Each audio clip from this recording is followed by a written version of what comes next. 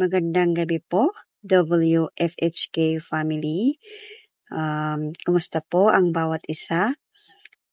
Kumusta po ang nagbubunggahang ganda ng bawat isa sa oras na ito? Kumusta po ang kalusugan ng bawat isa? Okay, huwag na po tayong magtatagal at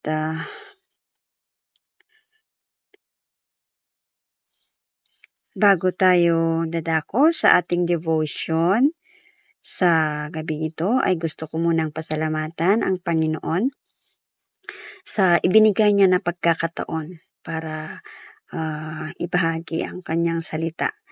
To maikli man, pero at least binigyan niya po ako ng pagkakataon. So, nandito na po tayo sa 1 Corinthians chapter 3. Hindi ko po lahat babasahin ang buong chapter, pero may mga verses lang po ako na gustong i-share sa inyo. Okay.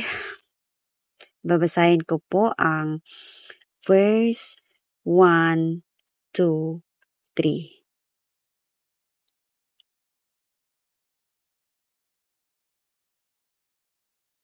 Verse 1 to 3, Brothers, I could not address you as spiritual, but as worldly merry infants in Christ.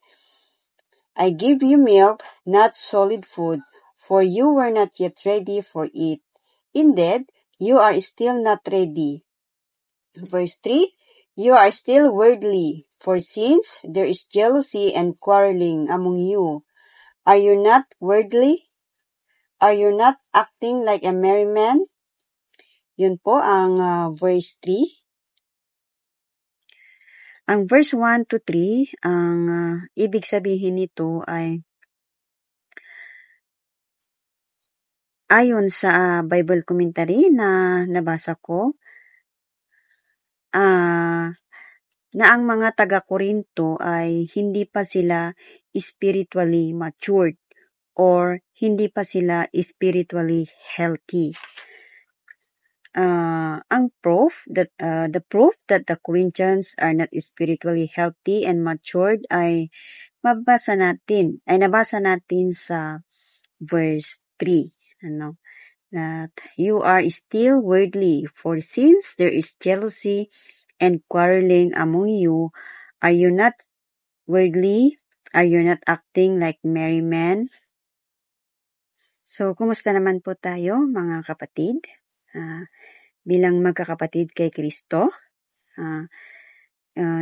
is there any jealousy with one another? Ano po? I believe na there is no jealousy among us, pero yung hindi pagkakaunawaan, aminin man natin yan, ay minsan nangyayari sa loob ng church. Pero sa tulong ng Panginoon ay naayos din yan. But sad to say, kasi minsan may mga kapatiran tayo na umaalis sa church, di ba? Siguro dahil sila ay nagtampo or whatever. So tayo na nagsasabi bilang Kristiyano ay wag po sana nating pairalin yung pagiging sensitive natin or yung pagiging tampururot natin.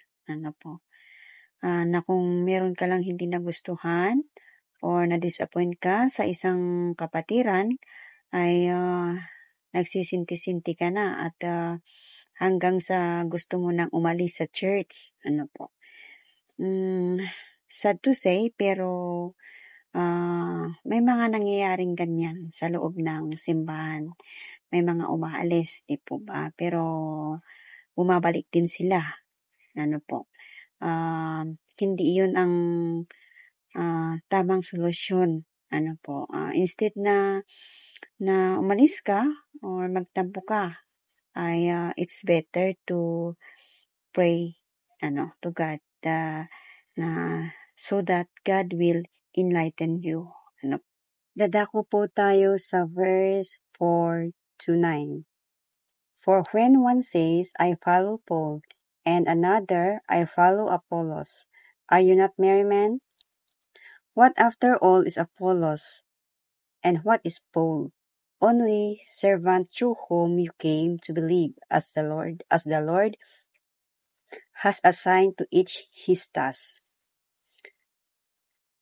Verse 6, I planted the seed, Apollos watered it, but God made it grow.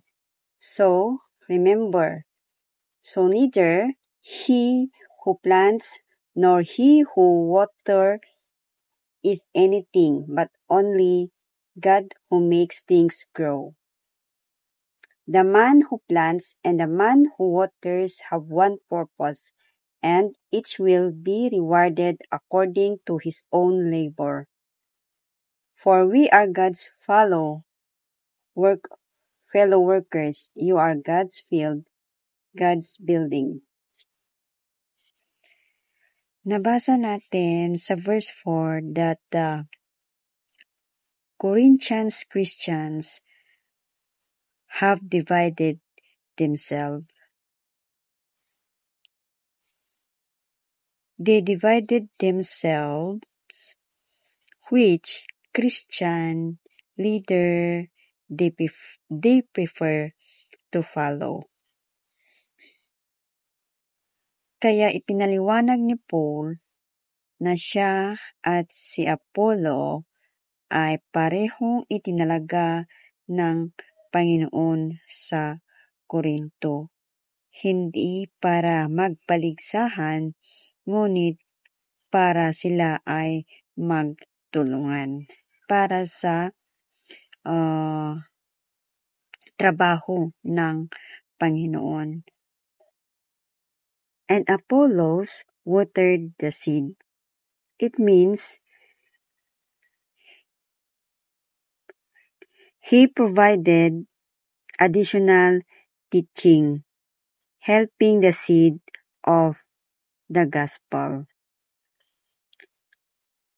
para mas lumalim pa yung pananampalataya ng mga taga-Korinto. Yun ang kanyang ministry. Sa ating church ay may kanya-kanya tayong ministry. It doesn't matter kung sino yung mga leader natin, kung sino ang mga pastor natin. Respetuhin natin ang mga leaders natin. Hindi yung kung ayaw mo yung siya ang leader ay ayaw mo nang sumunod. Huwag po sana tayong ganon. Dahil ang ating mga leader ay may mga kahinaan din ang mga yan. Hindi po madali ang maging leader. So, tayo ay sumunod sa ating mga leaders. Dito sa verse 4 to 9, ang lesson na makukuha natin ay sabi, according doon sa Bible commentary, sabi doon, there should be unity and cooperation in the ministry rather than competition and division. We as Christians don't create division or barriers with one another. Hanggang dito lang po ang ating maikling devotion. Hindi ko po alam kung tama yung pagka-explain, pero kung meron pong gustong magdagdag, ay bahala na po kayong magdagdag. So, back to you, Miss Presider. At salamat po sa pakikinig.